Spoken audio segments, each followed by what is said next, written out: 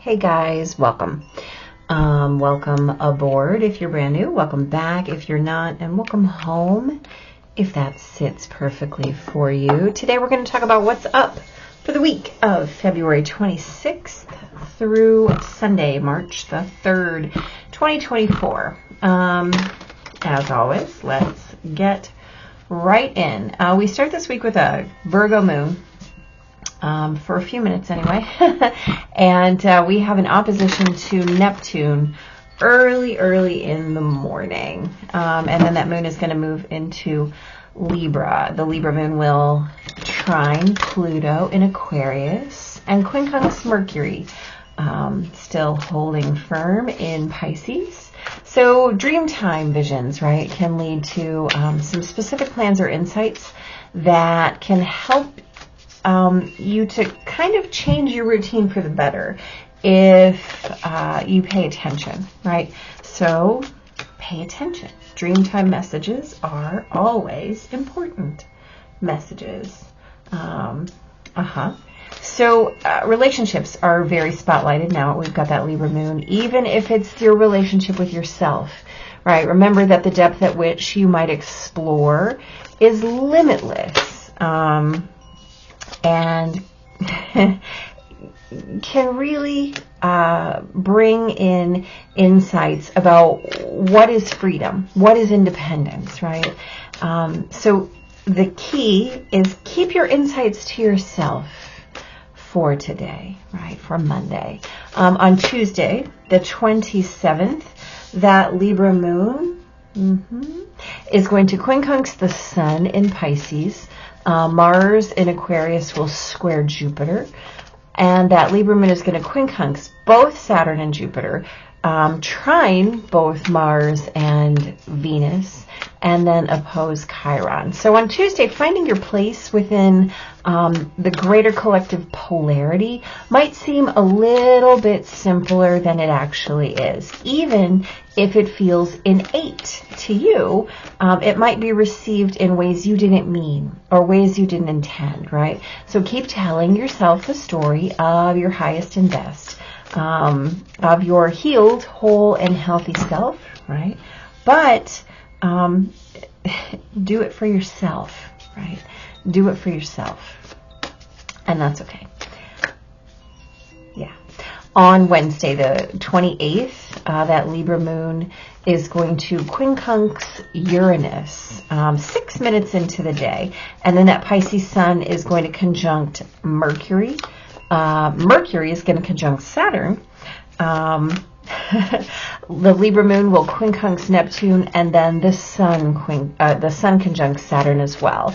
About 9 o'clock in the evening, the moon is going to move into Scorpio and then square Pluto before the day is over. So we have Sun, Saturn, and Mercury all at 10 degrees of Aquarius, right? All sextile Jupiter, and Chiron is conjunct the North Node, okay?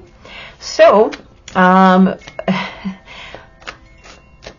here's the deal. Manifesting can bring about some real abracadabra kind of magic on Wednesday. Amy Chance. Clarity is absolutely key. So when you're manifesting, that spell binding is in amplification, right? So make sure that what you're conjuring is really clear, mostly because you don't want to end up having to banish later, right? So Sun, Saturn, and Mercury are really all about speaking your truth into existence, creating your routine. And as they are sextiling Jupiter, that is pure amplification. So really pay attention to what you're calling in. On Thursday, the 29th, which is Leap Day, how exciting. That Mercury in Pisces is going to sextile Jupiter, and then the Scorpio moon will trine both Saturn and the sun, will oppose Jupiter, and then trine Mercury and square Mars. So Jupiter and Uranus are kind of hanging out, right? They are T-squaring well, Jupiter and Uranus are opposing the moon, which is squaring Mars and Venus. So here's the deal. If you've been telling those highest and best stories, Thursday is going to be a great day to feel the power of those narratives, right? If you've been feeling kind of stuck in your ruts, you might be shown some insight on how to dig yourself out. So pay close attention.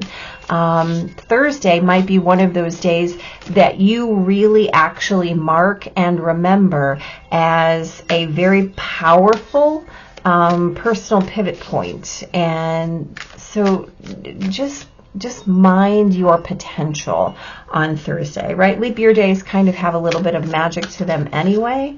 So just be mindful of that. On Friday, the 1st of March, the Sun in Pisces will sextile Jupiter.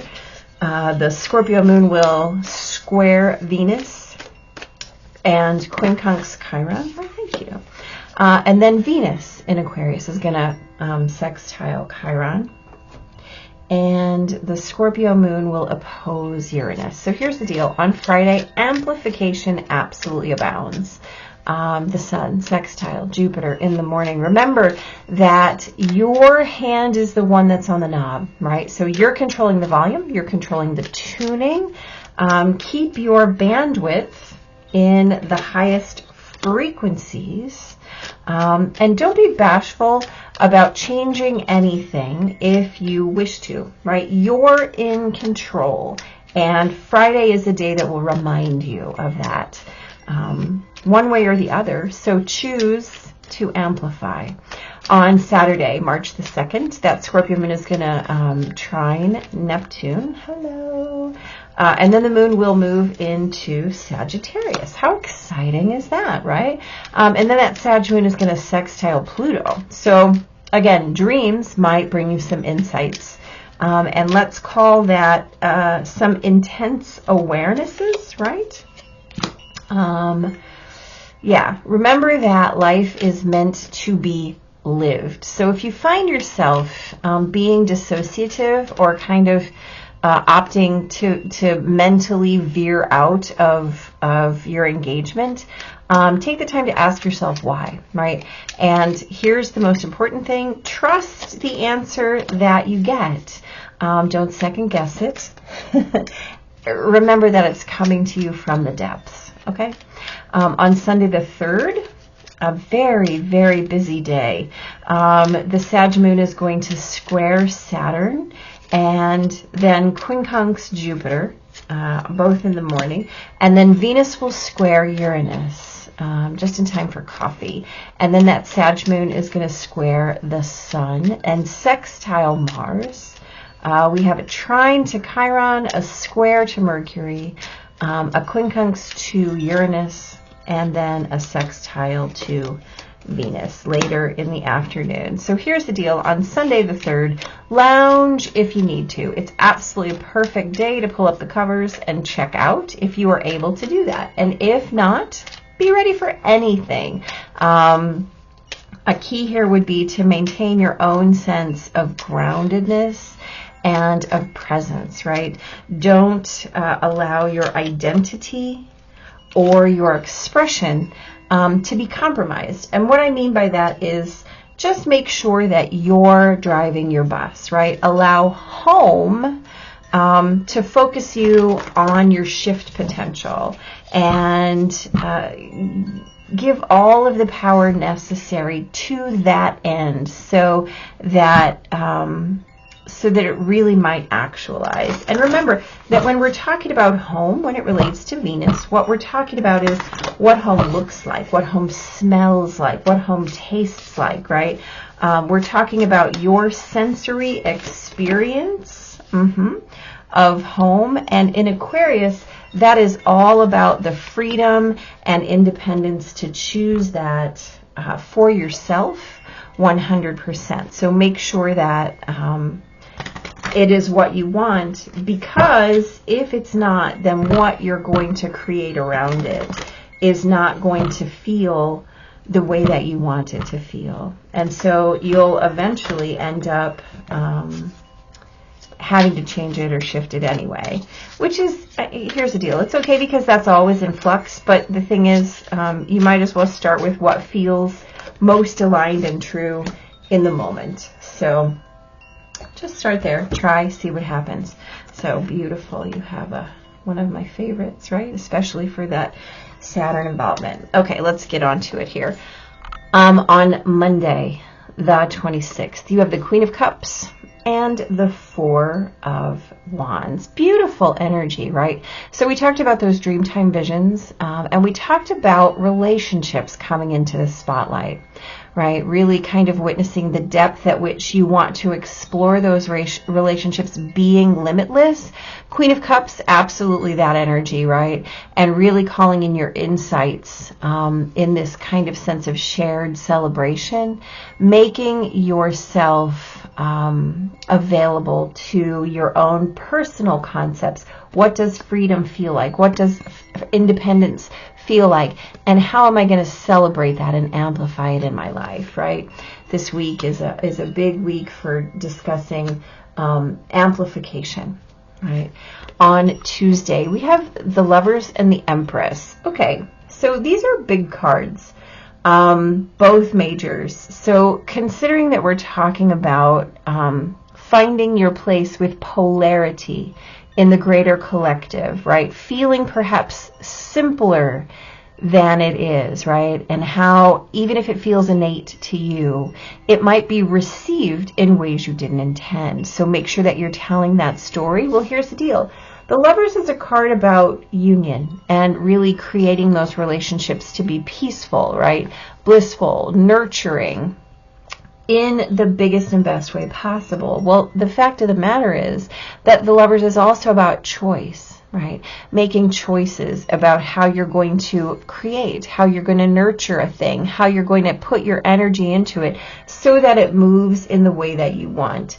And the fact of the matter is making sure that your reception is what it is. And even if you don't need to talk about it just yet, putting your energy behind what you want to do about it, right? These are cards of action, right? The Lovers is how we relate to another person or how we choose to move in our most divine way.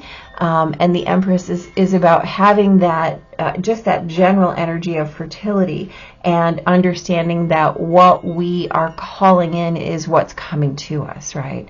Always. So the seeds that we're planting are going to be received. So just making sure that we have the right energy going toward it. On Wednesday, the 20th, this is that day where the Sun and Saturn and Mercury are all in one place, 10 degrees of Aquarius, right? Sextiling Jupiter. So we've got victory, and we have the Star, which is hope and optimism and renewal, right? This is how we rebuild after tragedy. And so how we come back in and really start working with our own abracadabra magic, right? Calling the power of the cosmos into action for us. Well, here's the deal. What we get is coming. We talked about this as a day to be mindful. The cosmos is always going to put its energy behind whatever it is you're calling in. So your victory is assured. Making sure that that what you are calling in is something that is going to be in your highest and best, right? Not just something kind of extraneous or superfluous, really something that is in your best interest. So that your victory is really cosmically blessed is absolutely a beautiful thing. So make sure you're putting your energy there. On Leap Day, we've got the High Priestess and the Ace of Swords. This is beautiful, right? This is intuition really calling in something brand new for you, something pulling from the depths, right? And so we have that T-square with Jupiter opposing the moon, squaring Venus and Mars. So really talking about telling those highest and best stories and how we're going to feel the power of those narratives. And then if you're feeling stuck, you might be shown some insight on how to dig yourself free, really paying close attention and witnessing this right? We get this ace, and this ace is the universe handing you something. It has to be received with gratitude and then put into action, right? We don't shove an ace in our pockets. We don't tuck it in a book and hope that, like, oh, I'll remember where that is. No, no, no, no. This is something that you're going to put into action. And we talked about this as that day of really being a potential personal pivot point for you. So what comes, make sure that it's aligned and then move on it, right? Don't sit it to the side and be like, oh, I'm just going to save this for when I need it. No, you need it now, or you don't need it at all. So action or no thank you. On Friday, we have the Four of Wands again, right? And then we have the Two of Pentacles. So we talked about this as a day that really coming into the grips that your hand is on the knob, right? You're controlling those frequencies. You're controlling the bandwidth and the narrative and the volume. And so making sure that you're not being afraid to change anything that you choose to, because your joy, your bliss is the thing that's in motion, right? You can juggle all the things you want, but it comes back to this. Is it working for you? And if it's not working for you, if it's not calling in that sense of joy and bliss and shared achievement, then what are you even really juggling, right? So making sure that it's worthwhile. You know, we have this infinity shape talking about that limitless nature of your amplifications, making sure that you're really putting your energy where it belongs. On Saturday, we have the moon again. Wait, did we have the moon? No, I guess not. Okay. The Five of Wands and the moon. So we talked about this as a day to remember that life is meant to be lived, right? And if you're feeling dissociative, ask yourself why and trust the answer. Well, here's the deal. If you're blocking yourself, right? Five of Wands is a card of posturing. It's a card of things being in your own way, like not being, feeling like you can put yourself fully into your action, right? Where am I stuck in my manifestation? Where am I holding myself back?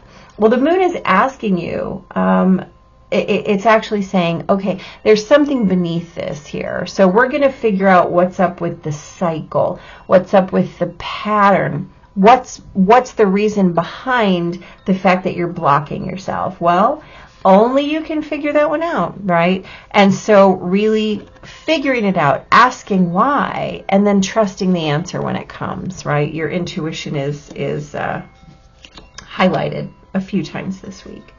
On Sunday, you have the Queen of Pentacles and the Ten of Pentacles. How beautiful is that, right? What a lovely pair.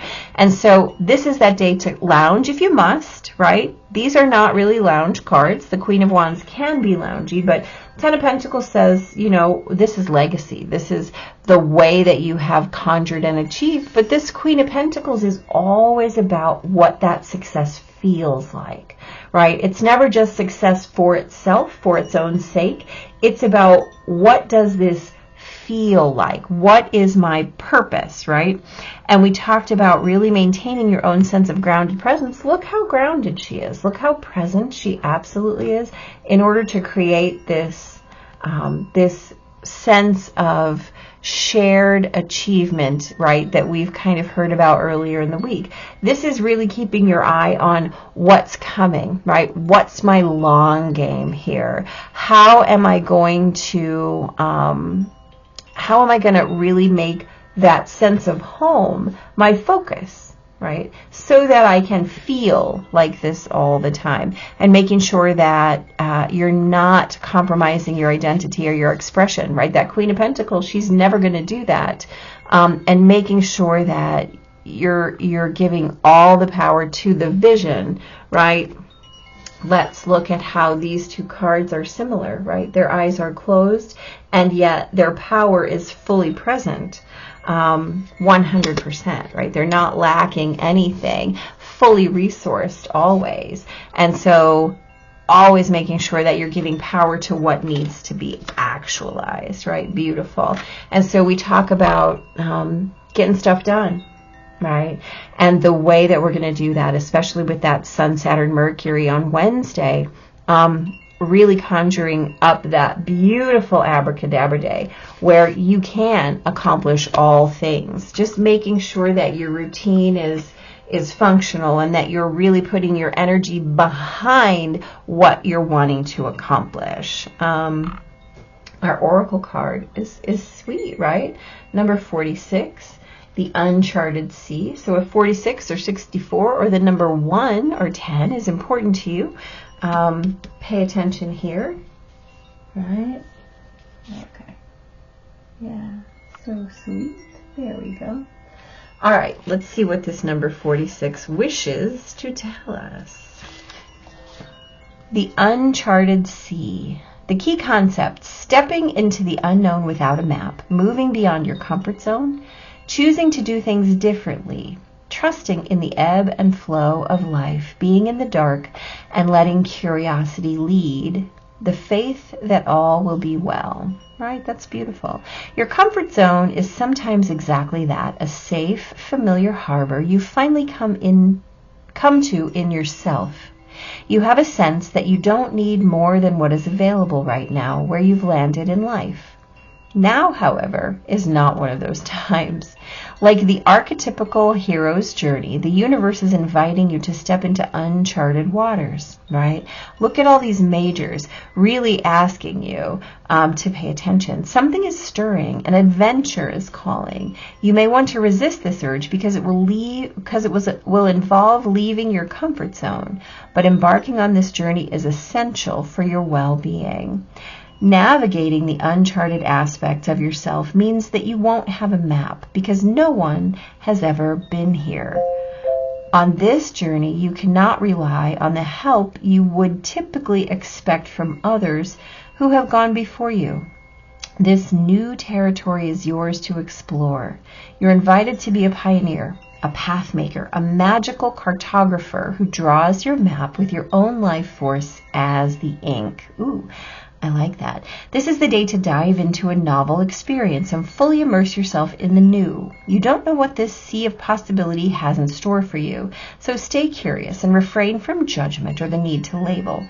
Give yourself the time and freedom to be curious without the limitations or boundaries projected by your memories or expectations. You are in an amazing place right now, and you will never be the same for surveying these waters. Right? So we're talking about how we create something new, right? This Four of Wands is this beautiful, brilliant, full experience. And we talked about that as the moon moved into Sagittarius, right? Where we're really going to depend and rely on our experience, right? We're not going to dissociate. We're not going to step back. Instead, we're going to lean in, right? We're going to lean in and trust the bigness of this journey and the progression that it is inviting us to move forward to. So, yeah, I like it, guys. Make sure that you know what you're calling in this week. So clarity is going to be important as always, but truly the way that you're going to tell the story is going to define the way the story shows up. So just make sure that you are on top of what you're doing and what you're calling in, and make sure that you're putting it into action at the same time, right? All right, guys, enjoy your leap day and happy March. Be blessed. Take care. See you next time.